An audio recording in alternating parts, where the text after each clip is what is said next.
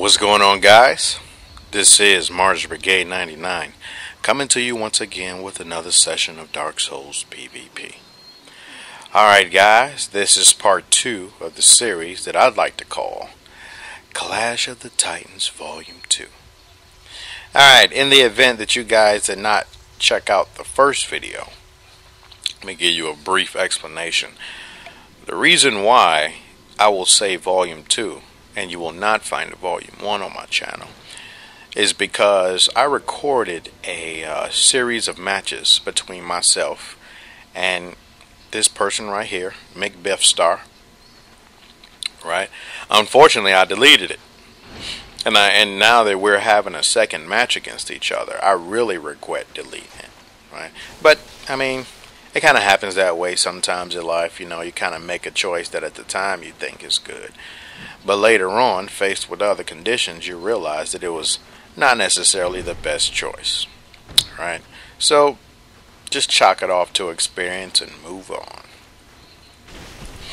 Alright guys, so we're back at it.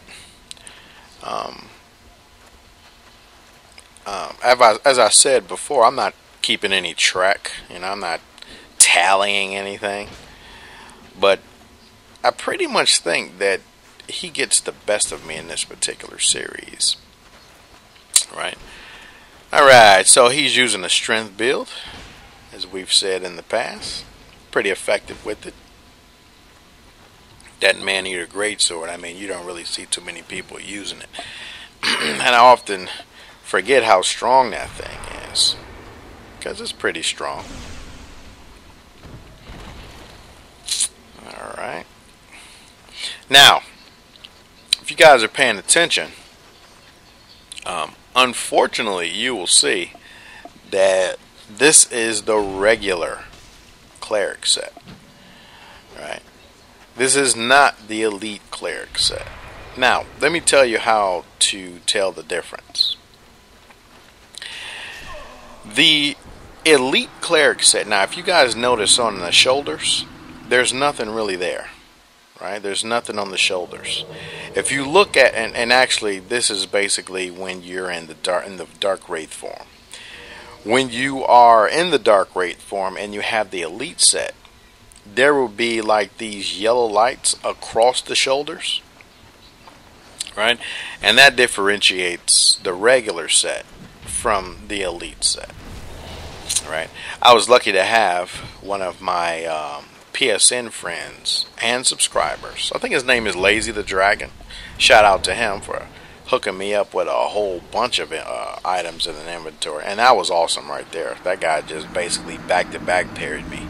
Holy camole, right? Thumbs up to that dude. Alright, so back to what I was saying. One of my PSN friends was gracious enough to pop me off with a whole bunch of items in an inventory. And we were both on the assumption originally that it was an elite set. But one way to tell the difference is don the whole set, right? And stand next to that dude. I think it's Petrius of Thurlan, that way of white dude.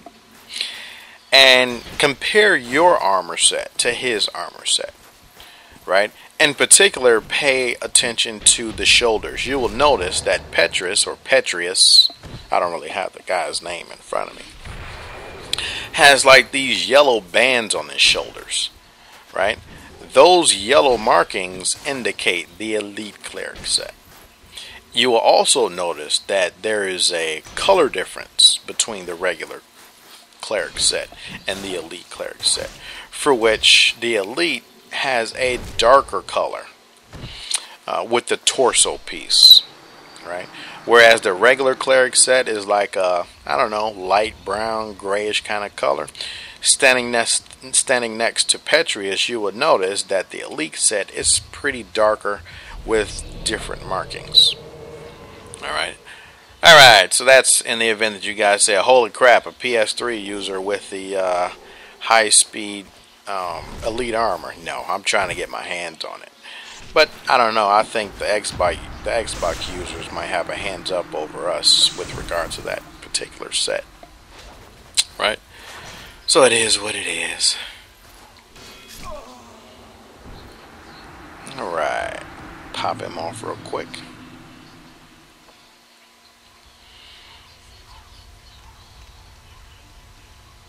And I think we're back at it. Indeed we are. MCBiffStarr. Or MCBiffStarr. Now, at this particular point, you know, I'm playing super paranoid, right? And actually, I can kind of understand the feeling that other people may have, excuse me, to the extent that they know how I play. And I've run into this, right? You get one type of player who, because they know who I am, they're kind of paranoid with their swings. They're like, holy crap, this dude's going to parry, I mean, all kind of weapons. Katanas, great swords, ultra great. I don't really know what to do with this dude. And based upon our last bout, that's how I feel in this particular situation, because he popped me off with back-to-back parries, right, which was awesome.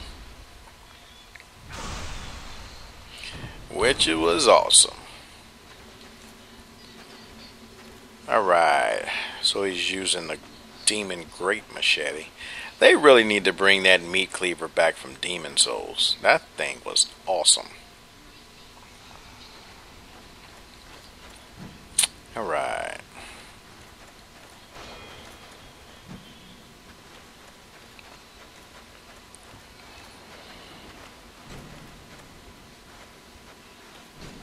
So I'm looking for an opening right now, and he's not really giving me one.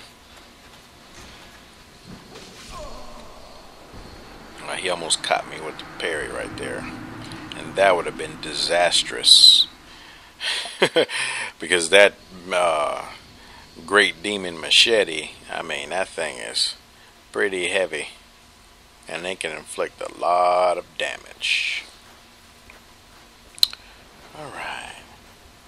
So we're back at it. And you know, I think I fought this guy probably about 4 or 5 times. I guess he was just, you know, prowling the painted world, and just so happened to run into me. I'm assuming that there are not too many people in the painted world besides myself and MCBiffStarr. And the reason why I make that assumption is because, I mean, this guy has invaded me probably about 4 or 5 times. Right? But it's cool. You know, that's what he should be doing. Terrorizing somebody's world to the extent that he can win. Or even if he can't win, just being a nuisance. You know, that's the job as a Dark Raid.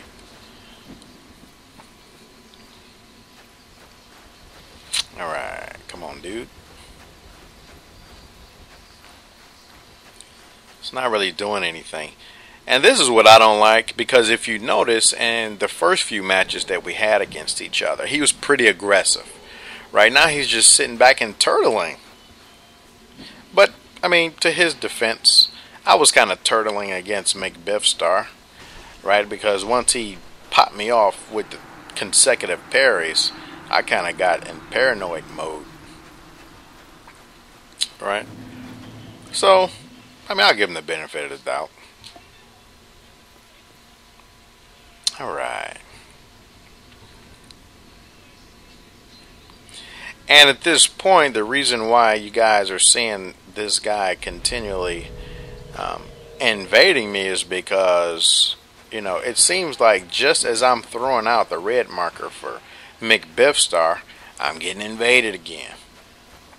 Alright, so that's kind of the downside to being in an area where one person is kind of prowling it. Right? If you're trying to schedule, well, I can't say schedule.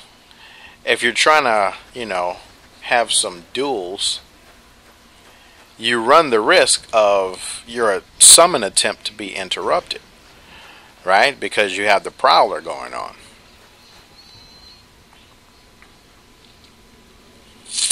Alright, so he's not really doing anything, and actually at this point his playstyle is totally different. Because if you guys will notice, the very, I don't know, first 4 or 5 times, he was pretty aggressive. Like the whole time. He's not really aggressive anymore. Just kind of sitting back, chilling. I guess he's either looking to parry me, or he's, you know, kind of looking for openings in my attack, but because he's not doing anything, I'm not going to attack. That's what high-speed kick come in handy. Those kicks are very useful. Alright, so this will be the final match. And actually, after us having all these bouts, I think about 2 hours went by, right, including our matches, random invasions, and being invaded. So after this particular time, I just said, hey dude, I need to go ahead and take a break, right? And I wish we could have went longer, but that was kind of a long block of sitting there. And this particular night, I was pretty tired.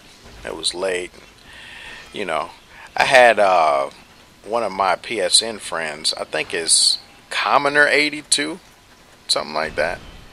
You know, he asked me for some PvP, and at that point I was already here. But hell, I think it was like 1 in the morning or something like that. My son had just fallen asleep, so I was ready to put him to bed, and it was pretty late. So I kind of shut the game off, right? But I'll run into good old Commoner82 once again when it's kind of earlier in the day.